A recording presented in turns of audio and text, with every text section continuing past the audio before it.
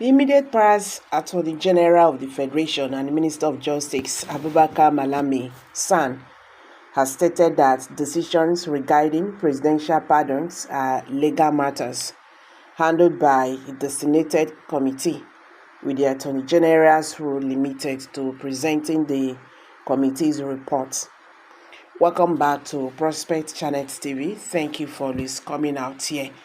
If you are just joining us, I beg, subscribe to this channel and don't forget to give us a thumbs up. Abubakar Malami dismisses Obasanjo's corruption claims over presidential pardons.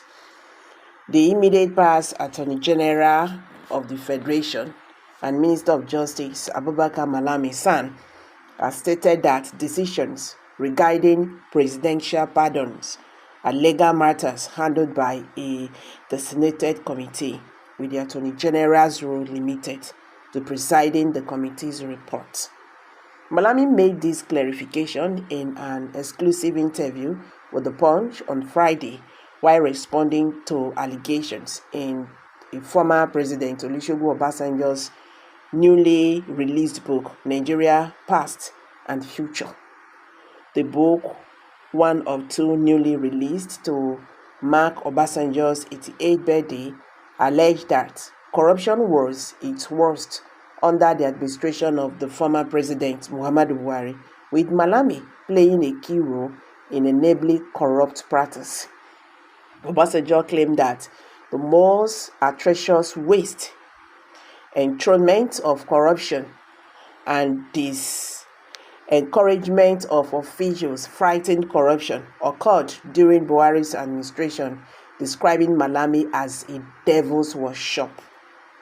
During Buhari's tenure, two former governors, Joshua Daire of Plateau State and Jolly of Taraba State, who had been convicted of fraud, were granted presidential pardons.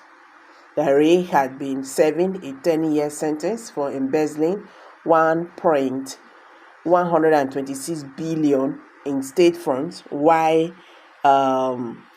Jolly that is the Taraba State Governor, was serving a 12-year sentence for misappropriating 1.64 billion naira. The Council of State, presided over by Buhari in April 2022, granted them pardons on the grounds of age and ill health. Both were released from Kuje Correctional Facility in the Federal Capital Territory in August 2022, 4 months after the pardons.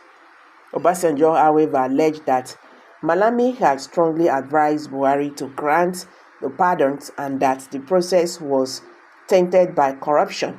According to the former president, it was later discovered that neither Daire nor Jolie had life-threatening illness as initially claimed. It was all part of Malami's financial shenanigans, and he played many such schemes to his advantage. His principal condoned, turned a blind eye and a deaf ear and paid lip service to fighting corruption while collaborating comfortably with corruption in multifarious ways, Obasanjo alleged. In response, Abubakar Malami strongly refuted the claims, insisting that the process of granting pardons is strictly regulated by law. Generally speaking, the issue of pardon is a legal matter governed by law and existing legislation, in which a committee on the prerogative of mercy, not the Attorney General, is responsible, he stated. He further explained that his role as Attorney General was limited to presenting the committee's report to the Council of State. The responsibility for actions and inactions associated with committee's recommendations lies with the committee, not the Attorney General, Malami said. Malami also criticized the growing trend of all substantiated corruption allegations against public officials, both locally and internationally, He called for detailed and evidence-based claims to ensure credibility. Our system and polity are characterized by wide and unsubstantiated allegations of corruption relating to official acts of governance, both locally and internationally. We have witnessed ungrounded allegations, even against our well-respected presidents during international media engagement.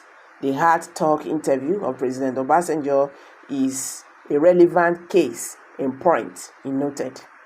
The former Minister of Justice stressed that for any corruption or bribery allegations to hold weight, sufficient details must be provided. It is only reasonable to provide adequate particulars where allegations of corruptions are made. Who gives what? How much was given? Who facilitated the bribery? Through what media? Was the bribery given? Or what date and time?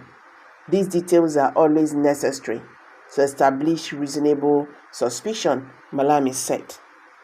He concluded that allegations lacking such specifics remain baseless, mischievous, and devoid of actionable ground for legal pursuit.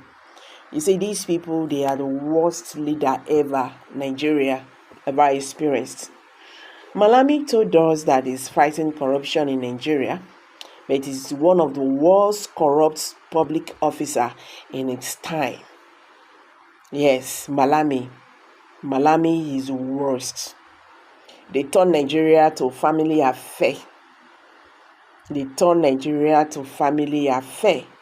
You understand? Well, they will keep on denying whatever. Have you ever seen a situation whereby these people agreed, even when you see what is happening right before you, they will still deny it? It's a pity. I'm dropping it here. Kindly drop your comment below in the comment section. Please don't forget to give us a thumbs up. Thank you and bye for now.